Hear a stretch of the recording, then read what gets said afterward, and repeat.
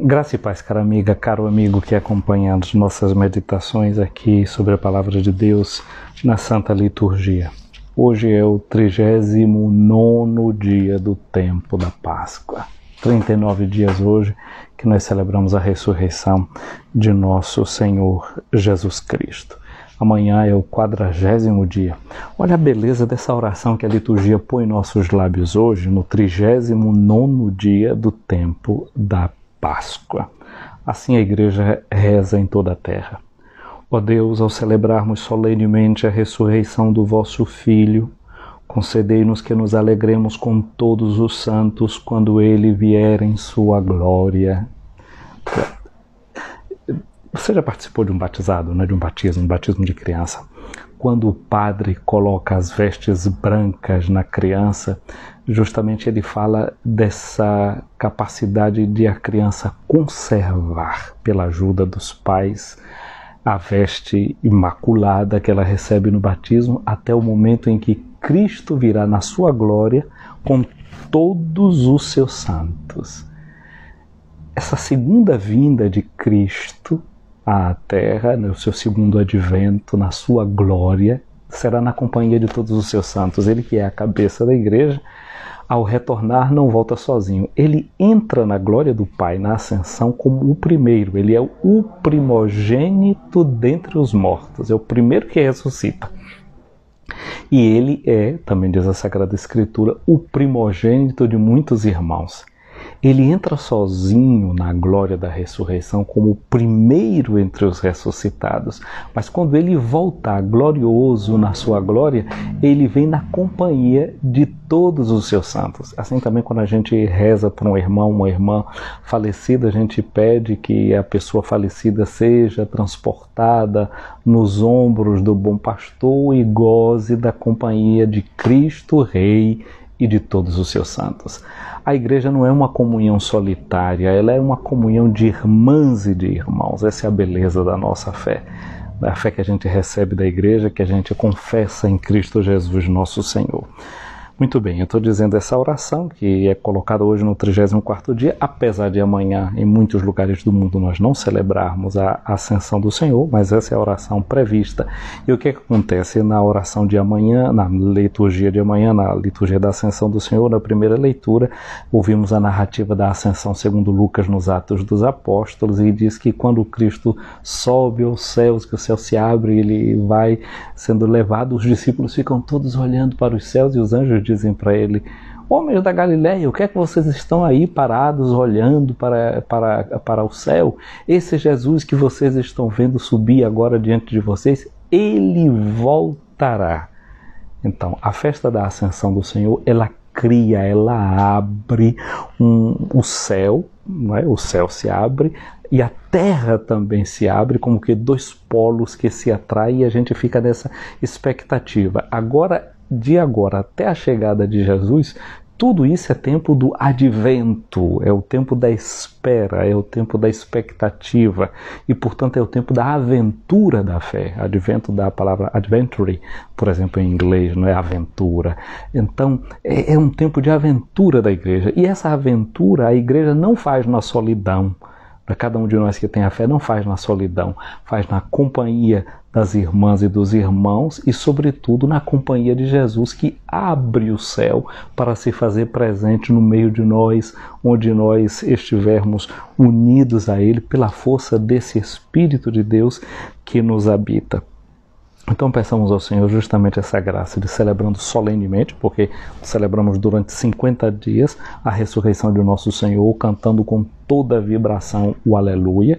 E aí é interessante que a gente só faz a pausa de cantar o Aleluia durante a Quaresma para dizer que a Páscoa ela é perene na nossa vida. Terminando o tempo pascal, não acaba a Páscoa na nossa vida, não é? Ela é perene, ela é permanente. E esse cantar o Aleluia na liturgia é como uma espécie de link que nos faz retomar essa perenidade da Páscoa. Vai dizer Santo Agostinho que o homem novo canta o canto novo, canta esse aleluia eterno, até que o Senhor venha em sua glória e nós, na companhia dos anjos e dos santos, cantemos na presença do Pai este canto novo que o Senhor nos dará a graça de proclamar.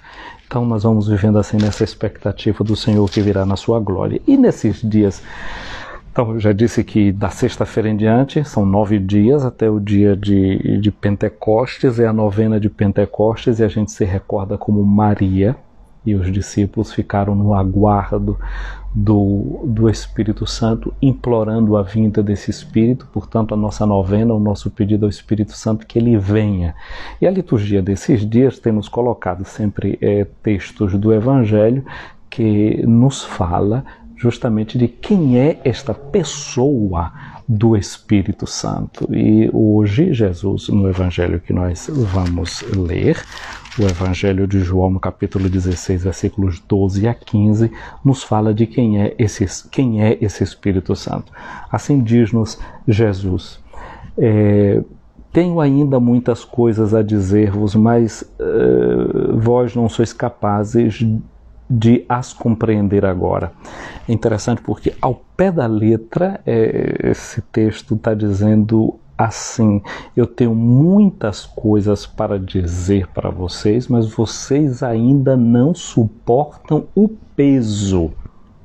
Não suportam o peso. Isso me faz pensar naquilo que Jesus diz aos fariseus uma certa feita, né? Vocês amarram pesados fardos sobre as costas dos outros e não são capazes de empurrar com o dedo. Olha como Jesus é gradativo, como Jesus é pedagógico. Ele tem coisas para dizer, ele sabe que o que ele tem para dizer tem um peso muito grande, portanto, ele não coloca pesos inúteis nas nossas costas. Ele sabe que a gente ainda não tem condição de suportar esse peso. E quem é aquele que nos dá força de suportar o peso que Jesus tem para nos oferecer? É o Espírito Santo. Porque o Espírito Santo nos dá os seus dons. Entre os dons do Espírito Santo, nós conhecemos um dom que chama-se dom da fortaleza. Então é o Espírito Santo que dá força aos nossos ombros para carregar o peso daquilo que Jesus vai nos revelar gradativamente. Tem coisas pesadas? Tem, mas primeiro ele fortalece a nossa musculatura. Deus, como diz o ditado, só dá o frio conforme o cobertor. Tem outro ditado que eu acho muito interessante, assim: Deus, quando tira os dentes, enlarguece a goela. Ou seja, Deus não nos faz passar por aquilo, por provas, por pesos que nós não estejamos na condição de suportar. E uma outra coisa, ele também não põe desejos no nosso coração que ele não esteja pronto para saciar. Santa Teresinha do Menino Jesus vai dizer isso. Se nós temos grandes desejos no nosso coração, é porque são desejos viáveis. Deus não nos prepara para a frustração. Deus não nos prepara para a frustração, mas para a realização dos seus planos, dos seus sonhos, daquilo que Ele deseja para cada um e cada um de nós. Mas é muito interessante também essa forma como está traduzido aqui esse texto, né? Mas vós não sois capazes de compreender. Ou seja, Deus vai nos levando por meio do Espírito Santo a uma compreensão gradativa do que é o mistério do próprio Senhor Jesus. Ele diz: quando vier o Espírito da verdade, ontem nós ouvíamos Jesus nos dizer que ele era o defensor, o Paráclito. Hoje a gente ouve dizendo que ele é o Espírito da verdade. E Jesus já disse: eu sou o caminho, a verdade e a vida. A verdade, como nos apresenta o Evangelho, não é uma doutrina, não é um conjunto de sabedoria. A verdade é uma pessoa, a pessoa de Jesus. Então, o Espírito que nós vamos receber é o Espírito de Jesus e ele vai nos conduzir para Jesus. É esse que nos toma pela mão. Jesus disse: eu sou o caminho que conduz ao Pai. Jesus também tinha dito: ninguém vem a mim se o Pai não o atrair. Portanto, aqui está dito quem é aquele que o Pai usa para nos atrair até Jesus e de Jesus ir até o Pai. Aí se torna um círculo virtuoso que se fecha dentro da Santíssima Trindade. Tudo procede do Pai, passa pelo Filho e pelo Espírito retorna até o Pai. O Espírito da verdade, portanto. Diz-nos Jesus a respeito do Espírito Santo: ele não falará por si mesmo, mas dirá tudo o que tiver ouvido. Então, o Espírito é esse que nos faz entrar em tudo aquilo que Jesus fala para nós. O Espírito ouve o que Jesus fala para nós. O Espírito ouve o que Jesus fala para o Pai. Há um ícone muito famoso da Santíssima Trindade de Rublev, que mostra como a Trindade, de acordo com aquela imagem da visita dos 3 mensageiros a Abraão, não é? Ali debaixo da árvore de Mambré. Então os 3 são refigurados como 3 anjos. Eles estão sentados numa mesa para comer, não é? Que dá uma imagem do que é a Eucaristia, o banquete da Trindade conosco, e lembra o que aconteceu quando Abraão ofereceu um banquete àqueles 3 mensageiros, mostrando uma das características do povo de Israel, que é a hospitalidade. E como nós devemos também receber o Espírito Santo como hóspede nas nossas almas, no nosso coração. A Trindade quer habitar em nós. No dia de Pentecostes, nós vamos cantar a sequência de Pentecostes, e uma das coisas que a gente diz do Espírito Santo é que ele é o doce hóspede da alma. Voltando então, portanto, essa pintura dessa iconografia russa que mostra esses 3 mensageiros, e o Espírito Santo está num ângulo da mesa, ouvindo o pai e o filho que dialogam. Então ele é aquele que escuta esse diálogo. E qual é o diálogo que existe entre o pai e o filho? Muito simples. No dia do batismo de Jesus, nós ouvimos o que foi que o Pai disse. Na transfiguração de Jesus, nós sabemos o que foi que o Pai disse. Este é o meu filho amado. Então o diálogo entre os dois é um eterno dizer um para o outro: eu te amo. Um eu te amo que vem da parte do Pai. Jesus disse isso: o Pai me amou, e como Ele me amou, eu também amo vocês. Amem-se uns aos outros, esse é o meu mandamento. E é isso que a gente deve escutar, e é isso que o Espírito Santo atualiza para nós, esse diálogo perene de amor. Portanto, o Espírito é esse que nos introduz no diálogo amoroso entre o Pai e o Filho. Essa é a verdade que Deus tem para revelar aos nossos corações. A verdade é esta, e essa verdade é aquela verdade que nos liberta. Jesus diz: conhecereis a verdade vos libertará. O que é que nos liberta? É o amor. Tem um canto bonito do Padre Zezinho que ele dizia isso, né? O amor liberta o coração da gente e faz o mundo caminhar alegremente, e faz o mundo caminhar alegremente. É esse diálogo, nesse diálogo a gente entra, nesse amor que liberta, o amor de Deus por nós, porque ter essa consciência de que você é amado por Deus dá a força para você suportar as coisas que vão sendo reveladas lentamente na sua vida, as experiências pelas quais a gente vai passando, por mais dolorosas que elas sejam. Então continuamos aqui a escutar o que diz-nos o Espírito de Jesus, né? Ele vos conduzirá à verdade plena, pois falará não por si mesmo, mas dirá tudo aquilo que tiver ouvido, e até as coisas futuras vos anunciará. Aqui também é uma outra coisa, né? Porque o verbo com o qual está dizendo aqui as coisas futuras, está dizendo aquelas coisas que vão chegar, as coisas que chegarão. E aí eu estava dizendo, né, que o tempo que se abre até agora, eu dizia que é uma espécie de advento, não é, até a vinda de Jesus, o seu retorno na glória. Portanto, o Espírito Santo é esse Espírito que atualiza, não é, que diz para cada tempo, para cada momento da história, aquilo que a igreja precisa escutar. Por isso o livro do Apocalipse diz assim: quem tiver ouvidos, escute o que o Espírito diz às igrejas. Porque nesse momento concreto, o Espírito tem alguma coisa para dizer para nós. O Espírito vai dizer até aquelas coisas que vão chegar. E aqui a gente deveria entender uma coisa, né? Que o futuro, muitas vezes a gente fica sentindo uma saudade do passado, achando que tudo era bom antigamente, como se o tempo de agora é um tempo em que Deus parece que abandonou a história, que as coisas modernas não são boas, não são úteis, não são também verdadeiras. Tem verdade. O Espírito é o Espírito da verdade, é o Espírito que fala para a hora presente. Então é o Espírito que nos ajuda a desentranhar o momento presente e encontrar a verdade de Deus contida nessa hora presente da história. É aquele espírito que não deixa em nós saudosismo. É o espírito que nos dá essa certeza da perene presença de Deus. Justamente essa certeza de que a gente não está abandonado, que Deus continua nos amando, que o amor de Deus é o sigilo dele sobre a nossa história, o seu carimbo, marcando que em todo tempo o ser humano pode se sentir amado por Deus, jamais abandonado por ele. Essa é a verdade que o Espírito de Deus atualiza em cada momento da nossa história. Esse momento que nós estamos vivendo não é um momento de abandono.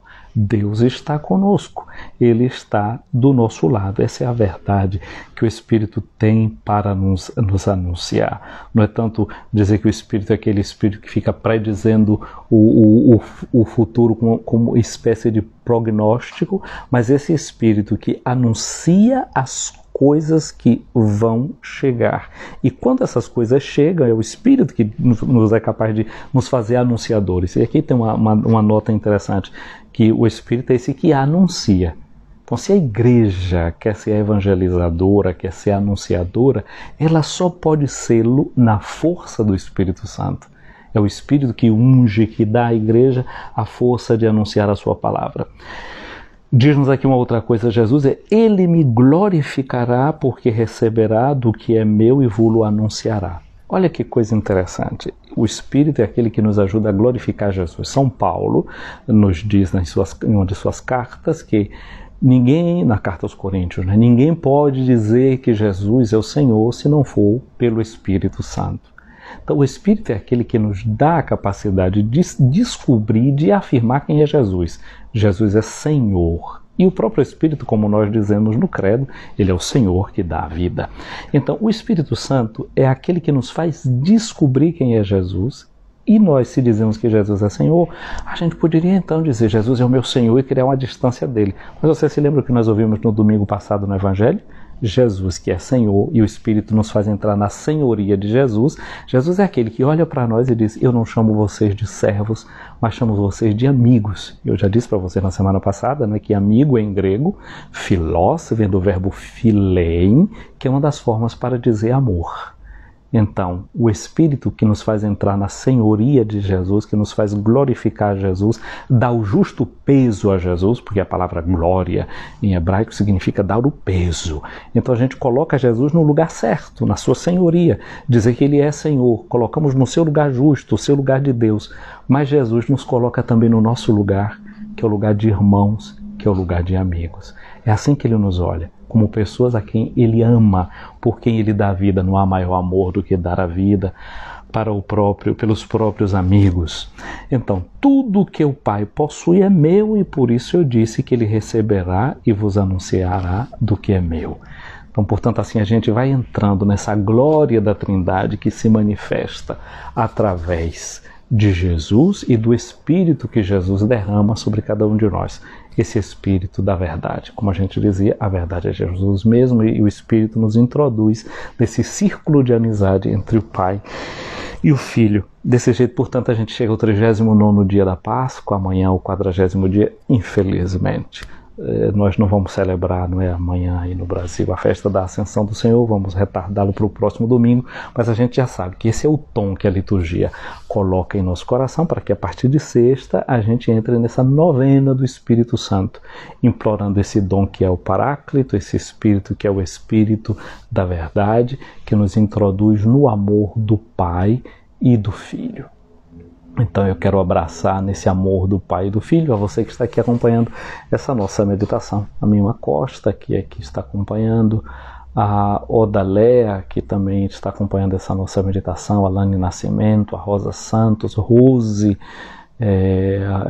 Dayara, a Vani Brito, a Luciana, bom dia a vocês, a Luana, a Roger, a Antônia Fonseca, Dan Saxas, a Rodrigo, Padre Rodrigo, um abraço para você, Fal Rei Sena, um abraço para você, a Ivete Mota, um abraço a cada um de vocês que acompanha conosco essa meditação. Imploremos esse dom do Espírito de Deus que nos acompanha, que vem como doce hóspede das nossas almas, como doce hóspede do nosso coração.